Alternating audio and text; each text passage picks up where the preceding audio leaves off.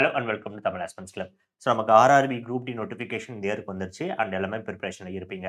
But இந்த group டியில் ஒரு சில ப்ராப்ளம்ஸ் இருக்கு. அந்த ப்ராப்ளம்ஸ்னால இந்த வருஷத்தோட எக்ஸாமோட டேட்ஸ் வந்து தள்ளி போகிறதுக்கு சான்சஸ் இருக்கு. ஸோ முதல்ல அந்த ப்ராப்ளம் என்னன்றது நம்ம தெளிவாக பார்த்துக்கலாம். ஸோ ஆர்ஆர்பி குரூப் டியில் ஸ்டூடெண்ட்ஸ் வந்து அப்ளை பண்ணும்போது 2019 என்ன சொன்னாங்கன்னா, லெவல் 1க்கான பொசிஷன் எல்லாமே ஐடிஐ ஸ்டூடெண்ட்ஸ், அந்த ஐடிஐ லெவல் இருக்க ஸ்டூடெண்ட்ஸ் மட்டும் தான் ரெக்ரூட் பண்ண போறதா ரயில்வேஸ் வந்து அறிவிச்சிருந்தாங்க.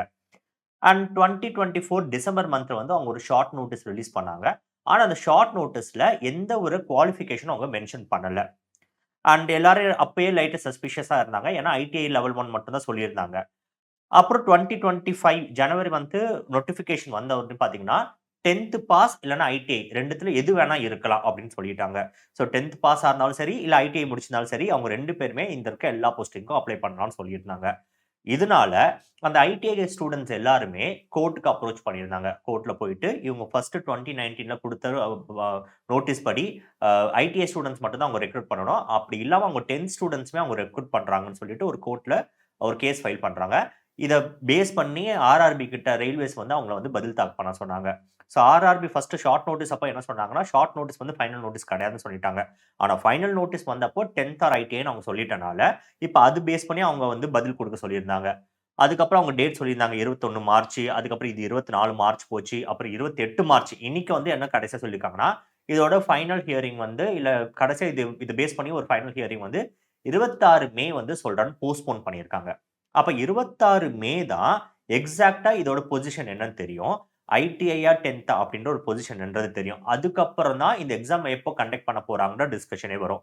ஸோ அப்படி பார்க்குற பட்சத்தில இது போஸ்ட்போன் ஆகலாம். அண்ட் போஸ்ட்போன் ஆகுறனால நமக்கு நெறைய டைமும் கிடைக்குது பிரிப்பேர் பண்றது. பட் இருந்தாலும் ஒரு கேள்வி வருது. இப்ப ஐடிஐ எடுப்பாங்களா? இல்ல 10த்தும் ஐடிஐ 2மே சேர்த்து யார் வேணா எழுதலாம் அப்படின்னு கொண்டு வருவாங்களான்னு பார்த்தா, ரயில்வேஸோட ஸ்டாண்ட்ஸ்ன்றது ஐடிஐ ஆர் 10த் 2த்துல யார் வேணா அப்ளை பண்ணலான்றது தான் ரயில்வேஸோட ஸ்டாண்ட்ஸா இப்போ வரைக்கும் இருக்கிறத பார்த்தா தெரியுது. ஏன்னா, வெறும் ஐடிஐ எடுக்கும்போது இருக்க நம்பர் ஆஃப் வேக்கன்சிக்கு அவங்க வந்து ஆள் வந்து பத்தாது. ஐடிஐ முடிச்ச ஸ்டூடண்ட்ஸ் மட்டும் பத்தாது. ஸோ 10த் ஆர் ஐடிஐ 2த்தையும் சேர்த்து ரெக்ரூட் பண்ணும்போது தான் இத ஃபில் பண்ண முடியுன்றதுல ரயில்வேஸ் வந்து ரொம்ப தீர்க்கமா இருக்காங்க. பட் இது கோர்ட்டோட ஃபைனல் ஹியரிங் போயிட்டு வரும்போது தான் இதோட எக்ஸாக்ட் ஸ்டாண்ட்ஸ் என்னன்னு தெரியுது. ஸோ எப்படி பார்த்தாலும் இப்பலிருந்து நம்ம பார்த்தாலே கரெக்ட்டா 2 மந்த்ஸ் சாலிடா இருக்கு. இந்த 2 மந்த்ஸ்ல நீங்க ரயில்வேஸ் குரூப் டிக்காக பிரிப்பேர் பண்ணணும்னு நினைச்சீங்கன்னா, நமக்கு ஆர்ஆர்பிக்கான ரயில்வே கோர்ஸ் வந்து நம்ம லான்ச் பண்ணியிருக்கோம்.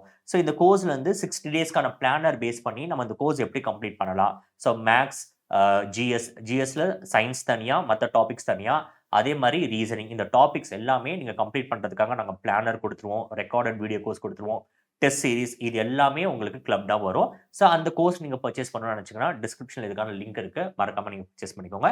இது போக உங்களுக்கு ஏதாவது டவுட்ஸ் இருக்கா நீங்க கேட்கணும்னு நினைச்சீங்கன்னா, நம்மளோட டெலகிராம் சேனல்ஸ் வந்து டிஸ்கிரிப்ஷன்ல குடுக்குறோம். அந்த டெலகிராம் சேனல்ஸ ஜாயின் பண்ணிக்கலாம். அதே மாரி நம்ம கமெண்ட் செக்ஷன்லயும் போடலாம். Thank you.